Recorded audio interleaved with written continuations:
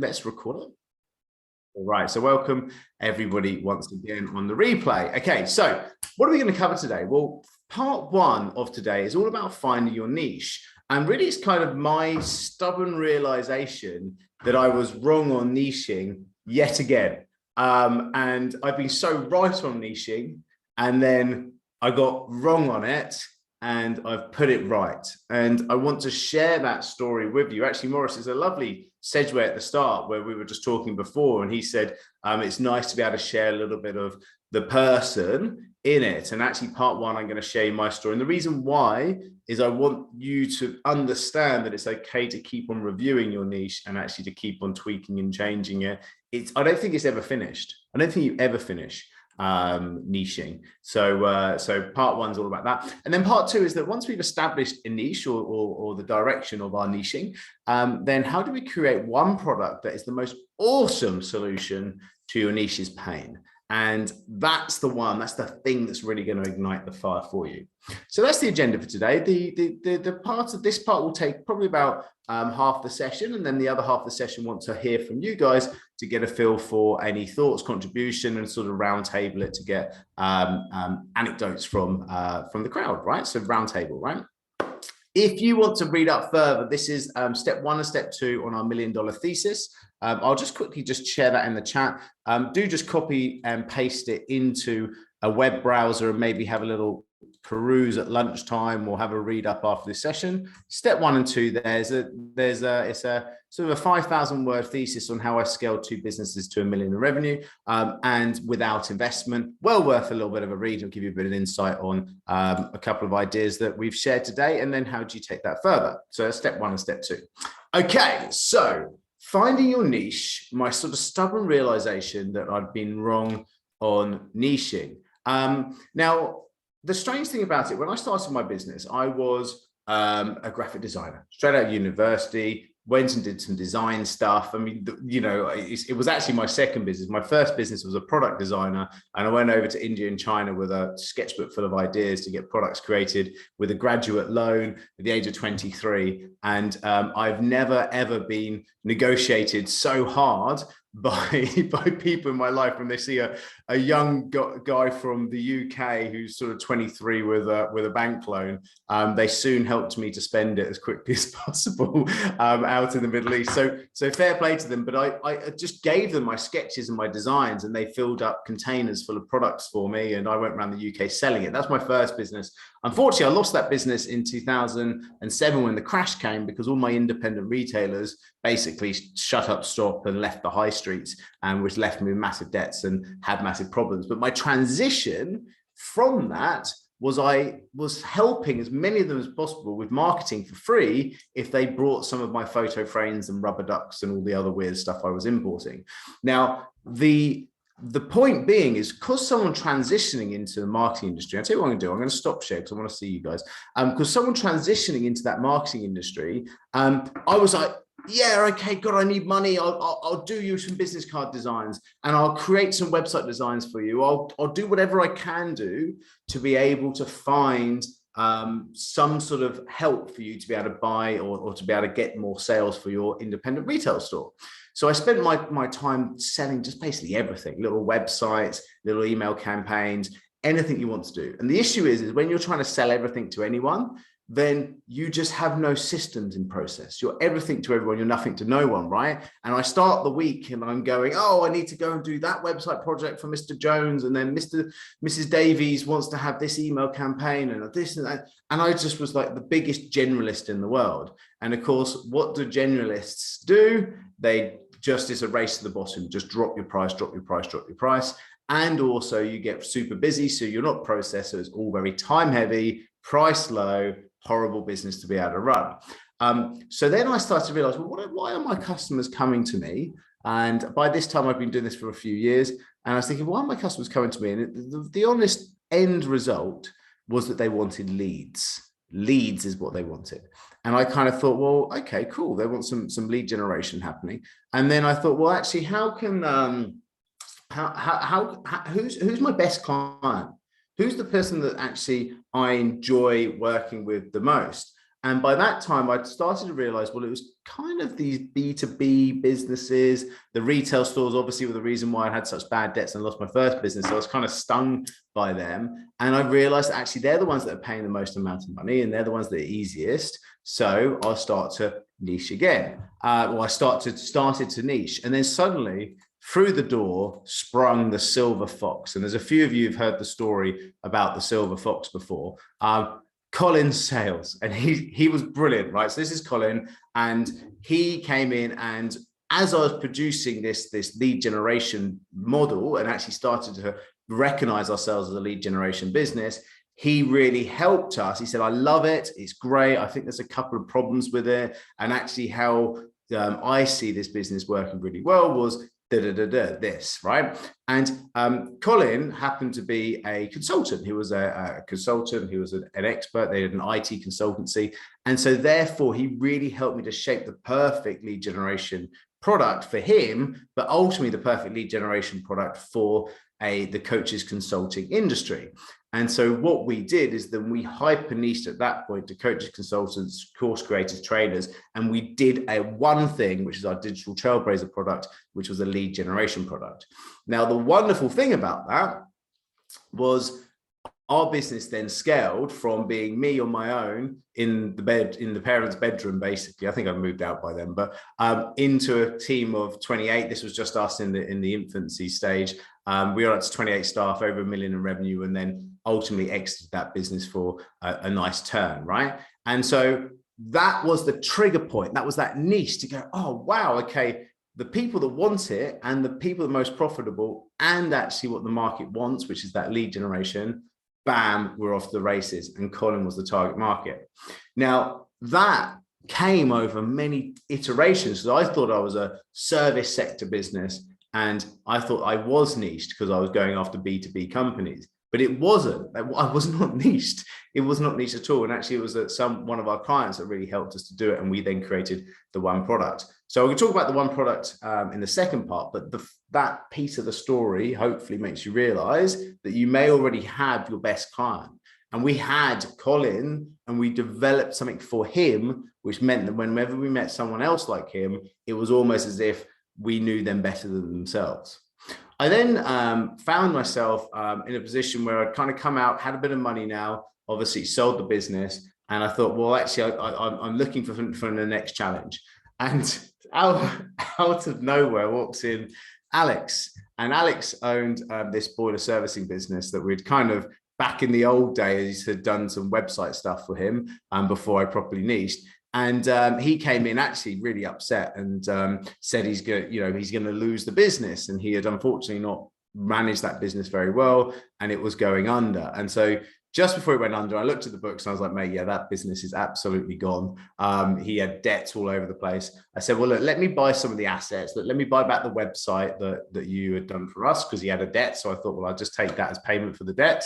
Let me go and actually maybe buy some of these vans for you. And we took these vans back from him. And what basically meant, and we had the phone number as well, what meant overnight, we then had the assets of a boiler servicing business and started building a boiler servicing business. So that's me, handing over the keys to his 3 vans. And off we went. When I started scaling, I can't say, I don't know how to turn the heating on in my house, but I had a boiler servicing business. And we went around, and actually he was doing boiler installs, he was doing boiler maintenance, boiler repair, boiler servicing, etc. And we suddenly realized that actually the company was called Boiler Servicing 24/7. And the reason why they were still able to kind of keep a little bit of the lights on is because they just had a fantastic retained boiler servicing business. So we suddenly realized that actually the clients that were bad were all the big construction projects that were always kind of stinging Alex for money. They were big installs where you wouldn't get the money right, and it would always overshoot in all projects. So we packaged that up and said, no, we just do boiler servicing. And that business then scaled to 7 vans, over $1 million revenue. And again, I went on to sell that business and exited that 2.5 years after shaking his hand here. And the reason why is that everybody knew that we were targeting Mrs. Bouquet. And the reason why we're talking Miss Bouquet, we're in the southeast of England, and she was perfect for us. Anybody that was kind of, suburbia of London, if anybody's watched that, it said, Mrs. Bouquet, lady of the house speaking. And you would, because we were in Surrey, right? So we would get it all the time. And they were brilliant because they would sign up for a boiler servicing contract. They wanted out their hair. The money wasn't the problem. They just wanted someone there and they wanted a good service. They wanted a clean van, clean engineer to come into the house, right? So we had that photo up in the office, and that's who we targeted. So our campaigns and our outreach and everything really targeted that demographic. And that business then scaled off the back of really knowing that person. So again, we had that person pinned to the wall. We knew, and this wasn't a real person. This was a person that you could understand. And actually it became quite funny because there were so many Mrs. Bouquets that actually would call us, right? So that was a really important piece of, aha moment for us. And certainly something that if you can think about that person, even if it is a fictional character, and start to target that person, you'll be really surprised.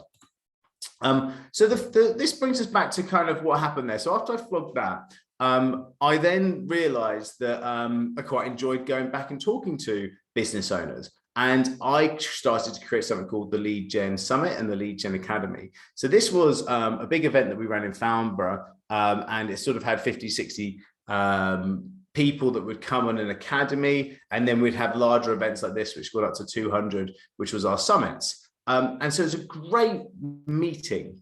But I think since then that I haven't quite got it right, because I would walk into that room and go, okay, cool. That person, that person, that person, that person, they were right for me. And what I was naturally doing is I was just finding the coaches, consultants, course creators in the room, and I'd be going, great, I'll make sure I speak to those people at this event. And that was my strategy. I'd make these big events. Lots of people would come along to it. Everybody would learn from me in terms of how to do lead generation and marketing and sales funnels, etc. We'd have a load of speakers. It'd be great. Obviously, it was just before COVID, all of this stuff. And I would then go, right, these are the people that I want to talk to and market to. Now, the issue being is that those were the wrong, that was the wrong room for me, because I could get, 100, 200 people into a room because I had all the strategy for it. And I put the energy and the effort because I was trying to put bums on seats, because my objective was to get 100 or 200 people into a room. And when your objective is unaligned to actually your niche, that's where you have the problem. So let me give you the real life example of that. My goal was busy room. Busy room creates buzz, creates great for my speakers, great for me, great for my ego, happy days. Money came from the coaches, courses, and coaches who would then go and buy my product because they just naturally wanted to buy from me, because my entire experience from the agency was all about helping them put lead generation campaigns together. So my skill was marketing, but my niche was actually marketing into those expert businesses. And so I had a room that was not the right room. And you may be filling your rooms with not the right people too, because actually to fill a digital room, what is better? To have a room full of people that maybe is 50 people in the room, or to have a room that's only got 20 people of your specific target audience in? How do you then go about and talk to those target audience? Well, the beauty of actually having your correct room is that everybody else in that room knows that they're in the correct room.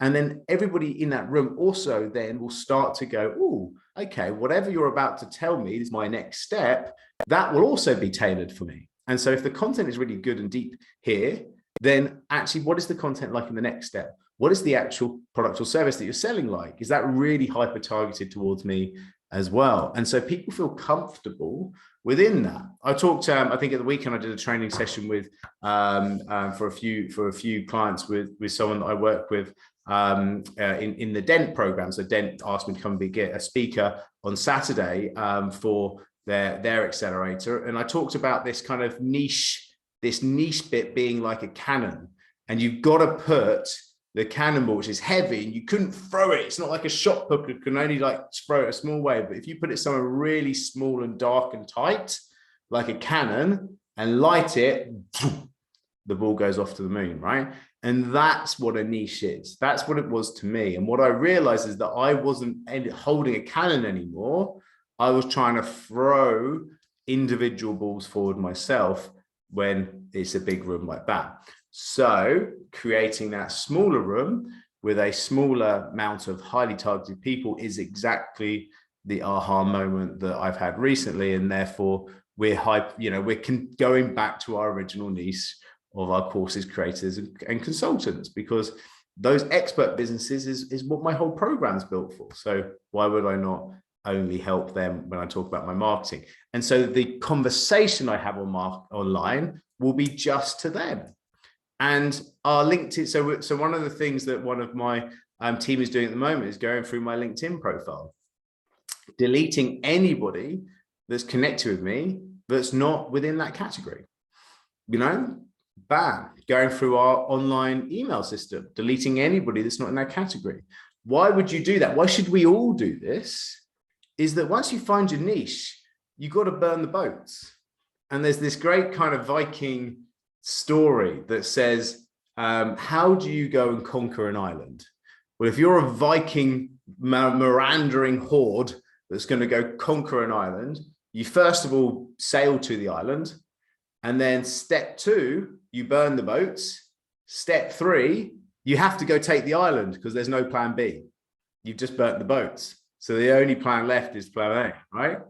And so should we all go and burn our boats and be full in on your niche? Because that's when you put out a post on LinkedIn. Right, and we talk about engagement creators on Mondays, because Mondays are great days to put an engagement creator out on social media. We talk about this on these calls. We talk about your social rhythm, and I say on Mondays, put out an engagement creator. Why? Because you spike the algorithms into your network on a Monday. So the stuff that you start to put out and promote midweek to get people along to say your weekly moment, an event or something like this, that Monday post gets the engagement. Now, if that engagement creator that you put out on social media, it could be a poll on LinkedIn, it could be a poll on Facebook, it could be a question, could be a like this, if you are this type thing, that will then go viral if you tailor it to your niche, that your niche resonates with that.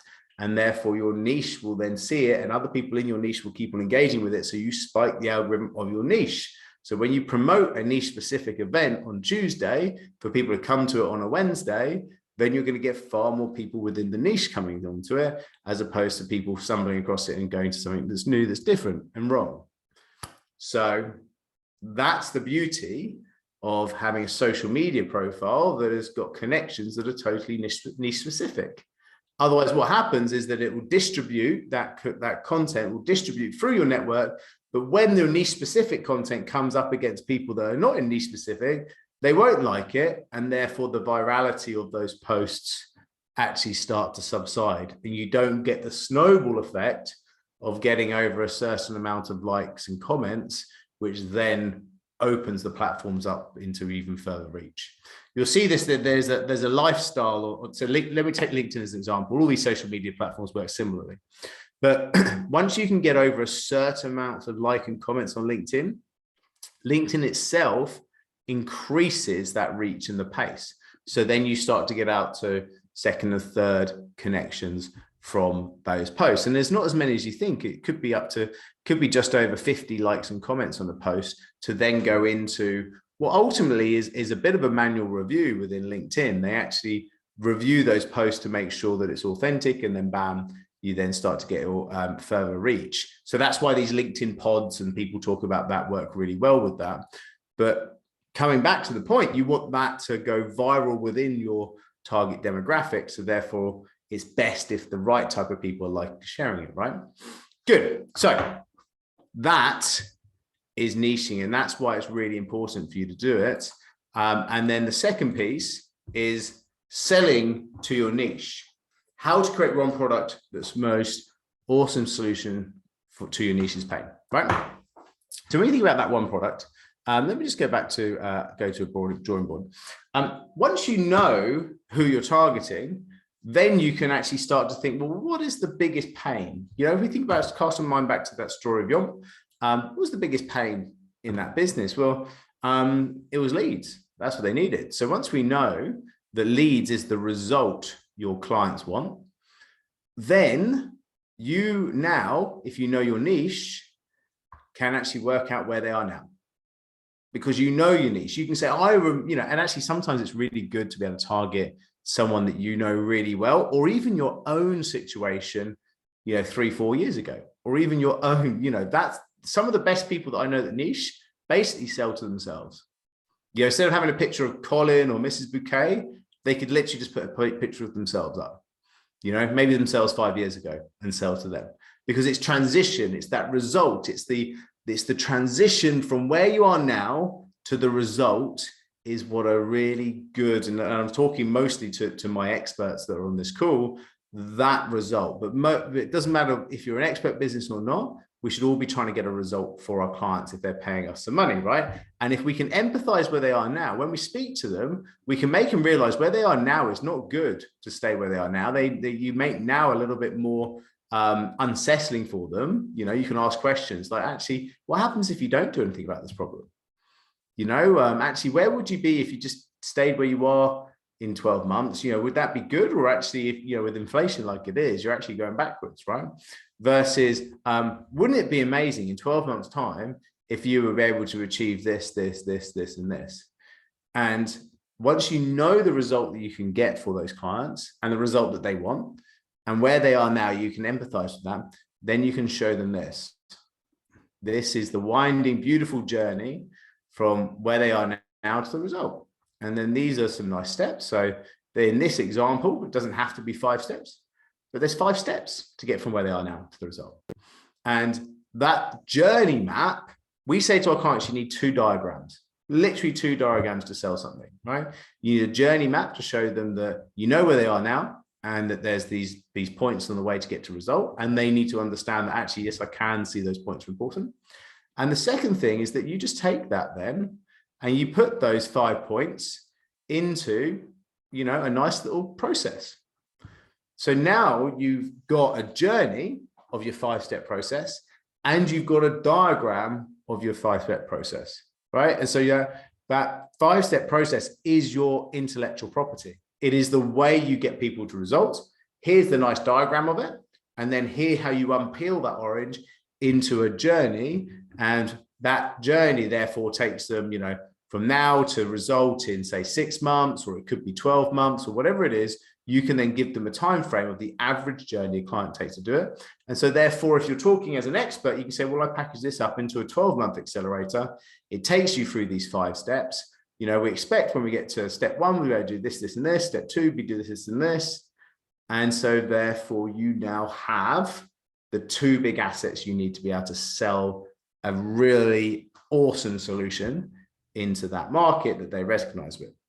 Now, delivery-wise, now I'm talking directly to my experts. Delivery-wise, how do you package this up into something that's hyper scalable? Because one-to-one is going to absolutely kill you, if you're doing lots of stuff one-to-one. And even if you are, more kind of a done for you type model, if you are doing stuff for people, you're going to absolutely kill yourself time-wise. If you are doing one-to-one coaching, you're going to absolutely kill yourself time-wise, because there's a capacity issue. And if you want to get to $1 million in revenue, you've got a real tough job to do that one-to-one. You'll be working every hours of the day, right? Also, cohorts are a big problem. So you've got this boom and bust, boom and bust, boom and bust cohorts. And so with the boom and bust, you've got to sell, and then you can't sell anything for another quarter, and then sell. And the tricky part of that is that what happens if you've got a target, if you want to sell 10 people for a cohort, but you only get 6. So you basically broke even then, and you can't sell again for another quarter to be able to run the next cohort.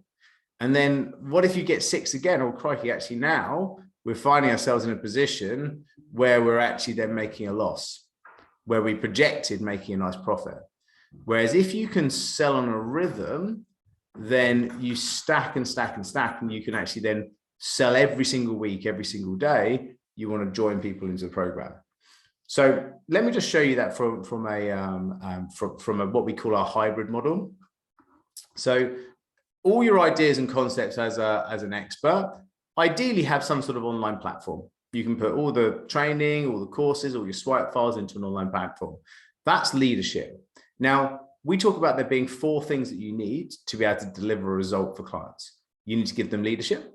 You need to give them community. You need to give them personalization, and you need to give them routine, right?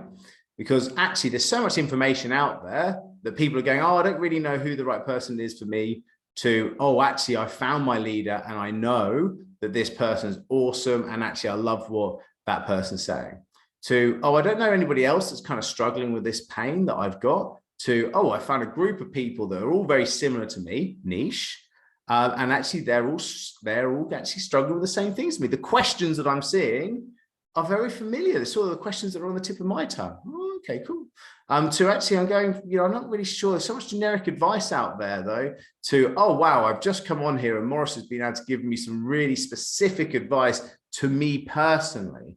Ah, okay, cool. Right now I'm personally getting some questions answered. To actually, I'm going from sporadically thinking about this to now I'm making a habit. It's regular, it's routinely that I'm checking in to see this. And so this is what we call a $1 million audience shift. You want to get them from the outside to the center. If anybody is in the center there, not only will they make the decision to buy from you, usually high ticket, but they will also make the transition to the result you're trying to help them with, because they've got the support, they've got the way that it works personally for them. They've made a habit of trying to solve the pain, and they see you as leader. So they're actually going to take action on the stuff. The thing that binds the quadrant together here is accountability. You have to add accountability in. That's the outside piece, right?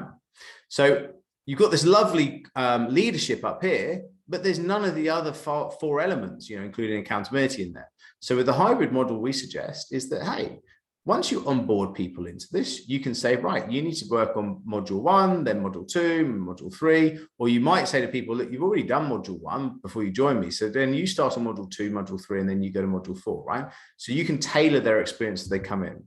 The second piece is that, hey, I've got these drop-in clinics, and the drop-in clinics is the je ne sais quoi, because people can come onto here, they can do a bit of module 1, come and see you on a Monday, and you just do it for 1 hour and drop-in clinic. Then they can come and do this thing on a Tuesday, and then on do perp 2, come and see you on Wednesday, ask you a question about it. And then again, you can say, hey, go do this, this, and this, come see me Friday, let me know how you're getting on, right? So you can give them a tailored experience. So i.e. you can personalize and answer their questions. This is a group thing as well. So they're seeing community and seeing what other people are doing, because we all love to see people just ahead of us. And we also love to give a hand up for the people behind us and share our stories. And because it's 3 times a week, there's tons of routine in there as well. Look at that. Awesome. Right? But we want to add a little bit more meat to this bone. So this is now only 3 hours per week delivery, because remember, we're not doing any one-to-ones now. So loads of delivery, but there's 3 hours worth of content for your clients. It's even better than one-to-one, because most one-to-one clients see their clients once or twice a month, right? It's 3 hours a week.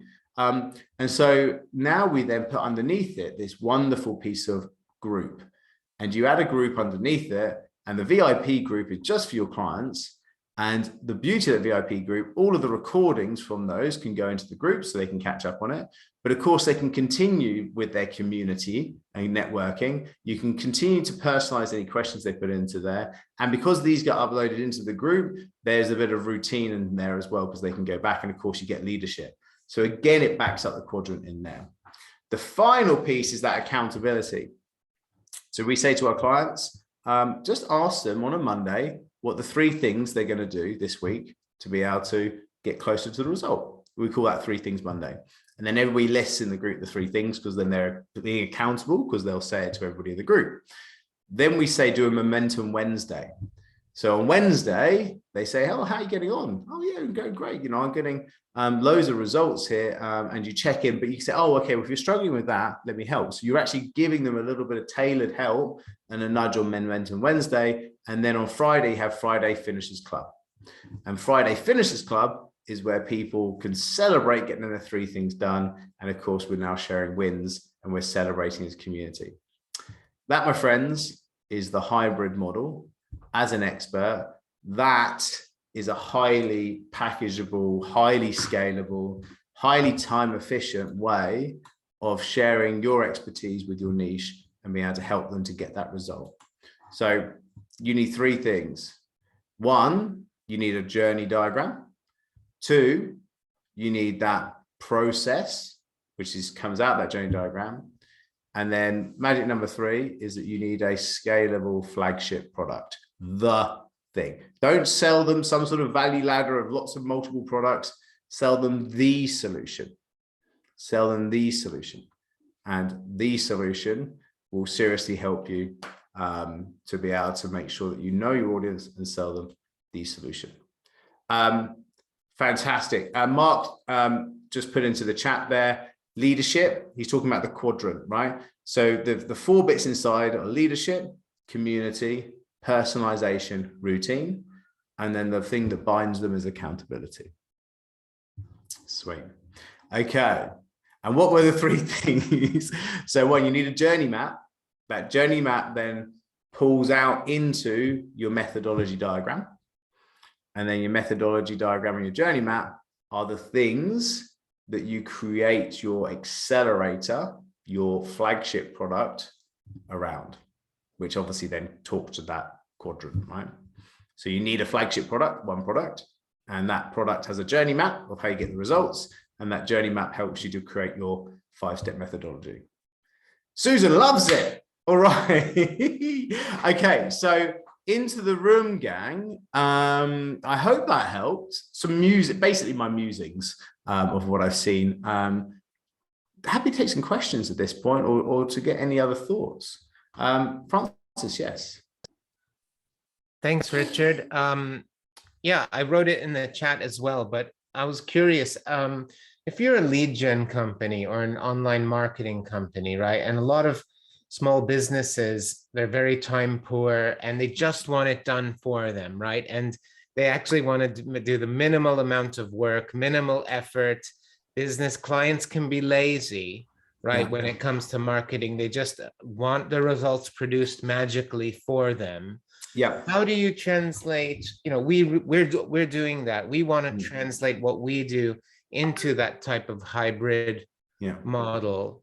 But at the same time, we can't necessarily guarantee or produce those transformational results that businesses really want. Wondering if you can speak on that. Because I know you're in a similar industry. Yeah, I was going to say very similar industry. So there's kind of two steps. One, I try to basically straddle two camps. I tried to have a marketing agency and a consultancy. And what happened is that I would try and do coaching with clients, and then I'd just get really annoyed with them because they wouldn't do anything. And I was like, look, I'll just bloody, my team will do it for you. And then we're going to do it. So I had to burn the boats. And my burning of the boats luckily came in the form of an offer for my business. So that was quite easy. And so therefore, when anybody asked me, I would be able to say, look, I sold that business, and obviously feel free, I can introduce you to them, you can carry on using them, but let me tell you this, right? And so this is your armory. This is what we use. This is the dispelling the myth. This is the type of content you put out. So look, when I ran that business, what happens is that I would have fantastic coaches that would come in and they've got great dreams about how to make stuff happen. And I'd ask them what their Facebook ads budget would be.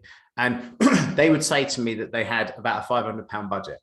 And I would be like, look, you can't work with an agency for that. And I'll tell you why, is that first of all, my agency would minimum charge you £100 a week to manage even if you were spending 1 penny on Facebook, it was a minimum of £100 a week. Remember, this was like 5 years ago as well.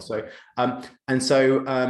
So what happens with £100 a week is that you are the tiniest client. So you need to automatically, to make up for spending at least £400 to £500. I think we had a minimum of £500 a month management fee. So to warrant you spending £500 a month for us to manage it, you're going to need to at least spend £500 on ads for us to actually have anything to manage. So you're in for £1,000 already. But actually, if you spend that £1,000 a month, which is double what you wanted to spend and more money than actually you've thought about spending on marketing previously, what's going to happen? Well, I'll onboard you, no problem at all.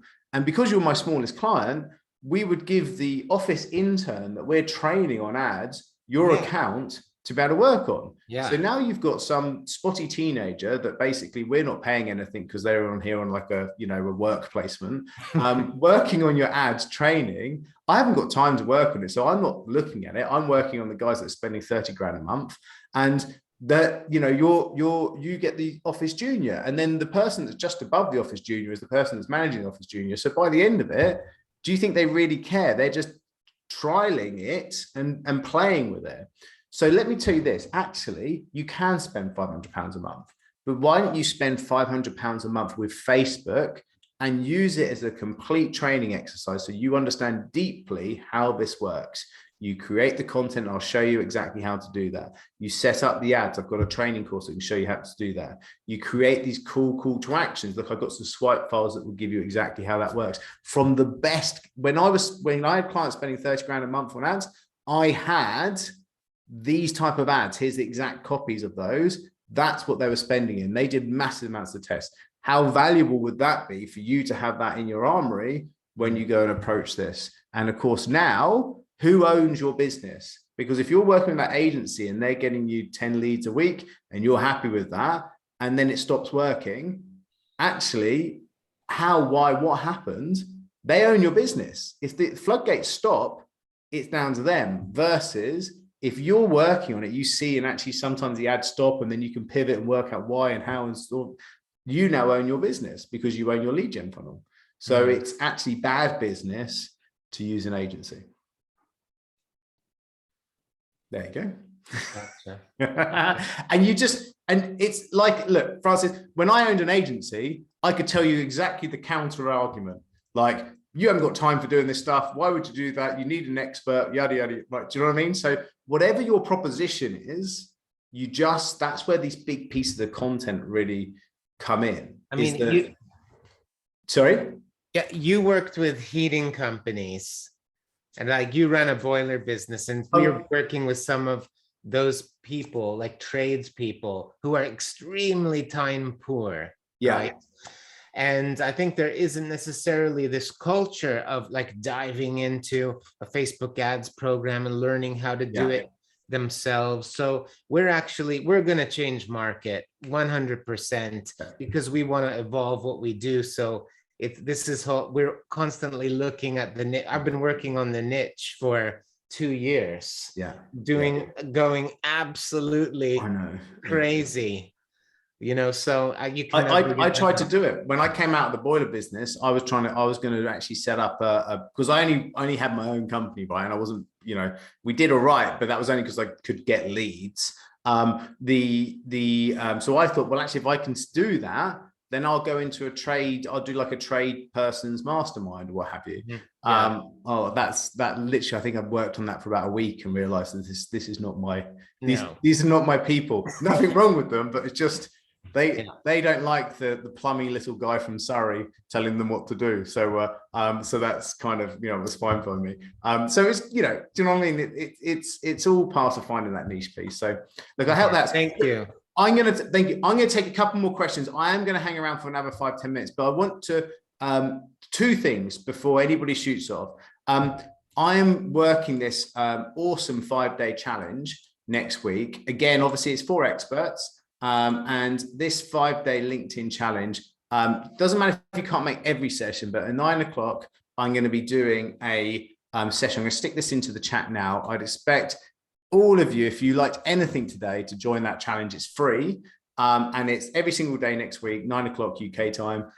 If you can't make those calls, they will be within a private group. There's a special group just for this challenge, Facebook group. There's the recordings are going to go into there. It's going to be seriously good value. I'm going to give you loads of cheat sheets, and it's all about how to actually get sales from LinkedIn within 5 days. So just jump on that. The second thing is, I have this free strategy session offer for anybody on this call. It's simply on here. You can see it on my website here, free strategy session. You go to here, book your slot now, and jump onto it. This is my diary.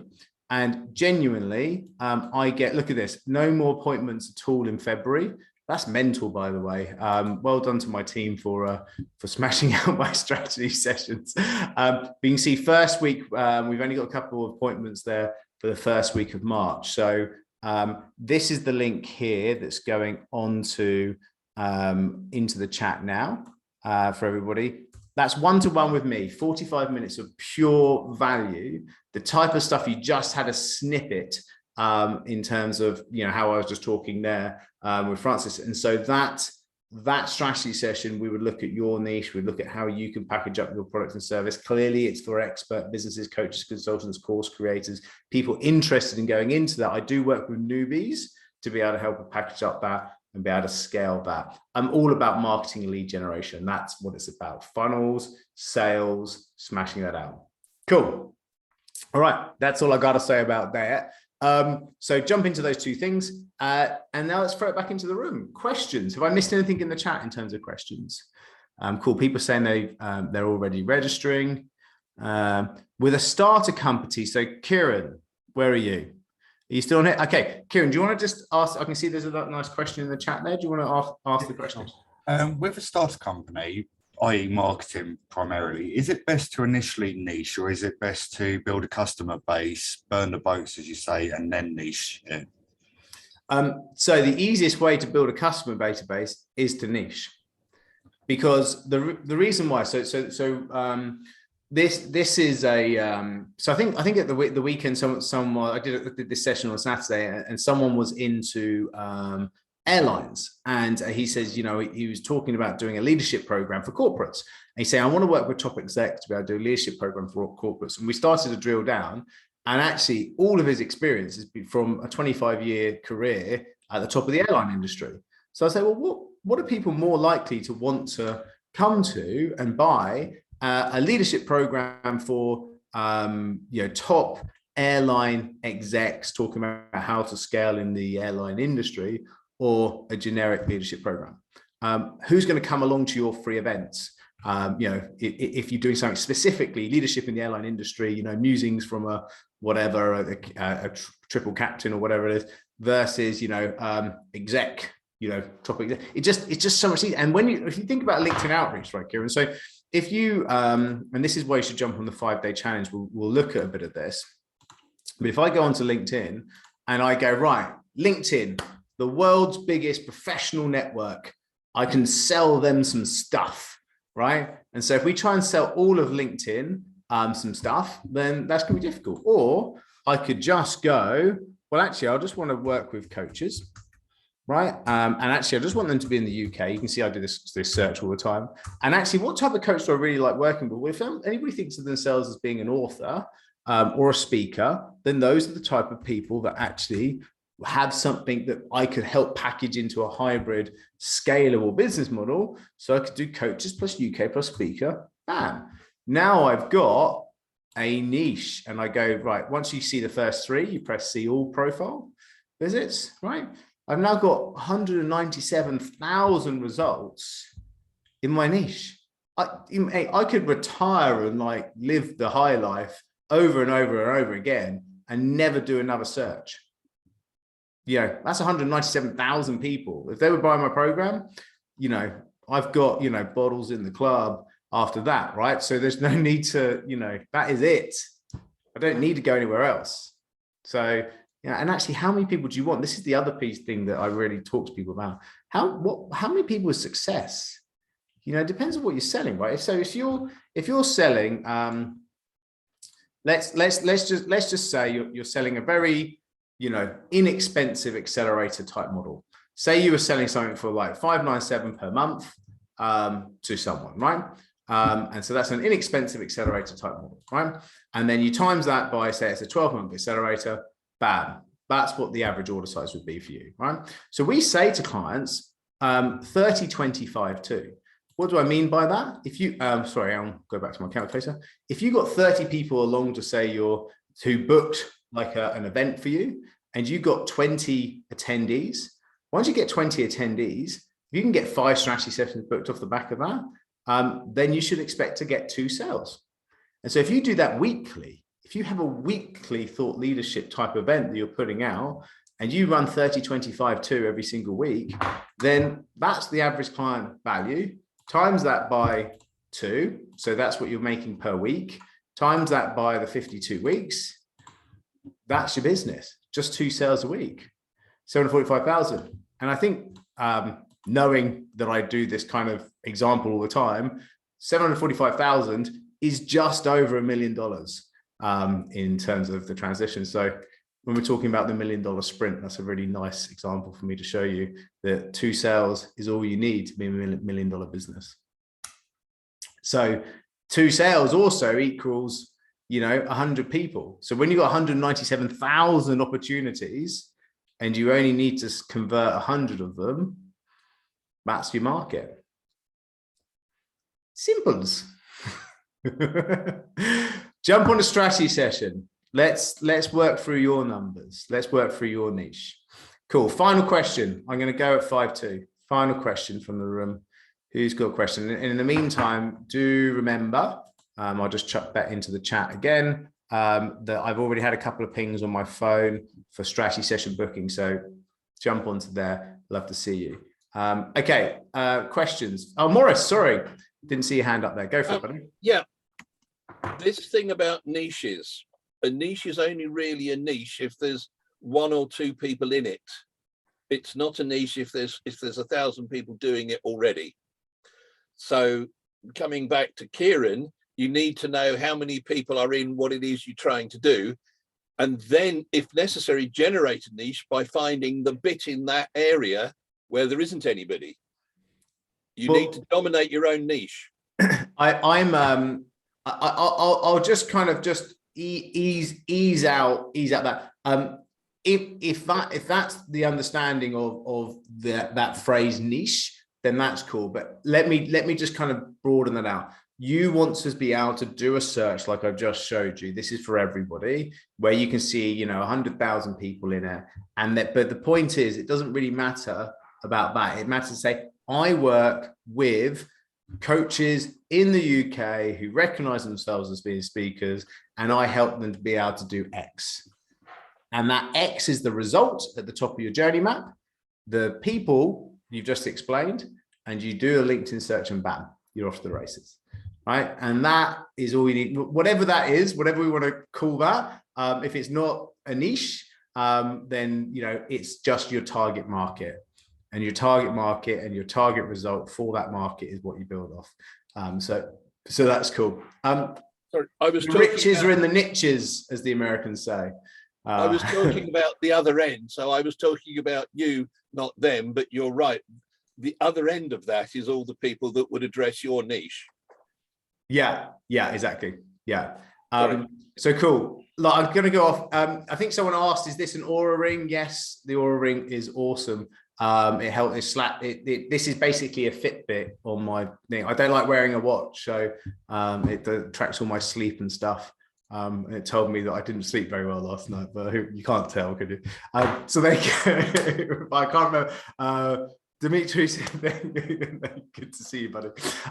Cool. Look, recording's going to be on YouTube. Thank you all for being amazing sports, and look forward to seeing you either 9 o'clock on Monday for the kickoff of our 5-day challenge, or in a strategy session soon. So big love, take care, and see you on the flip side. Bye, gang.